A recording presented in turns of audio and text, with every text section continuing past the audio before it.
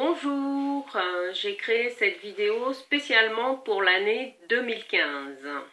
Et oui, parce que nous sommes au tout début de cette nouvelle année et je voulais vous en dire un peu plus sur les énergies de cette année 2015 avec bien sûr les arcanes du tarot.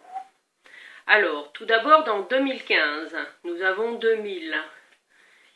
2000, si on le réduit, nous avons le 2. C'est-à-dire l'arcane de la papesse.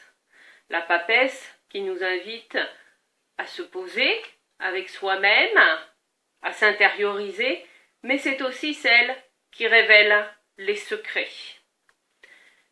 2015.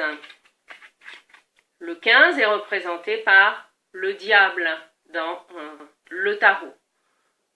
Dans son côté positif, le diable, c'est l'arcane qui nous invite à aller explorer nos vrais désirs.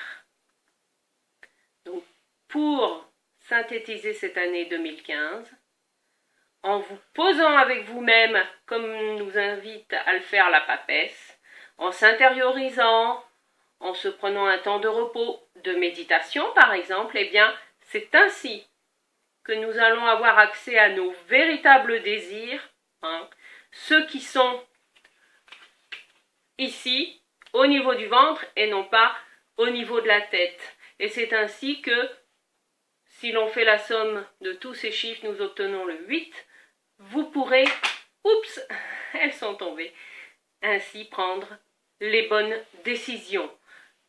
Oui, parce que si l'on additionne le 2, le 1 et le 5, nous trouvons tout simplement le 8. Le 8 représenté par la justice dans le tarot. C'est par excellence l'arcane de la prise de décision. C'est une invitation à regarder les choses en face. Rappelez-vous tout à l'heure, c'est en se posant avec vous-même, en étant à l'écoute de vos vrais désirs, ceux qui sont tout au fond de vous, que vous pourrez prendre les bonnes décisions, quel que soit le domaine de votre vie pour cette année 2015. La justice, comme vous le voyez, le personnage regarde les choses en face. C'est une invitation à oser regarder tout ce qui nous déplaît en face, nos peurs, les personnes qui nous dérangent.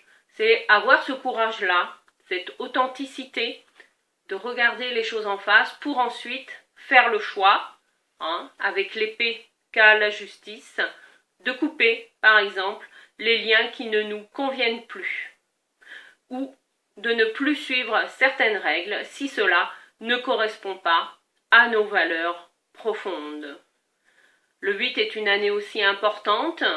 Cela peut être une année pour ancrer dans la matière une société, une création de société par exemple en tant que chef d'entreprise pour prendre des décisions importantes par rapport au développement d'un nouveau produit ou service ou par rapport à votre vie personnelle de par exemple faire un contrat de mariage ou un nouveau contrat de location ou au contraire de vendre un bien immobilier, tout ce qui passe par les actes administratifs de notre quotidien.